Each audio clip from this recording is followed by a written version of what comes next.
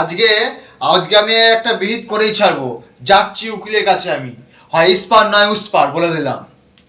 আরে যাও যাও, তুমি কি করতে পারো আমিও দেখে নেবো। আরে মা, সেরকম কিছুই হয়নি। রান্না করা নিয়ে একটু ঝগড়া হয়েছে, এখন গেছে উকিলের কাছে।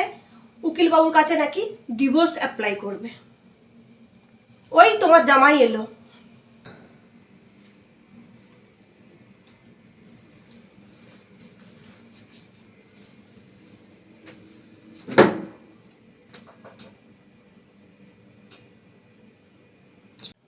কি হলো, ডিভোর্সের অ্যাপ্লাই করলে?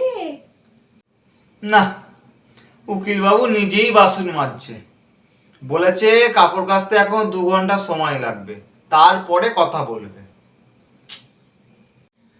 দেখলে তো, আমি বলেছিলাম উকিলের কাছেই যাও আর যেখানেই যাও, বাড়ির বউরাই হয় বাড়ির জজ। ঠিক আছে, আগে আমি রান্না করব, তারপরে বাসন মাজবো, কিন্তু বলে দিলাম।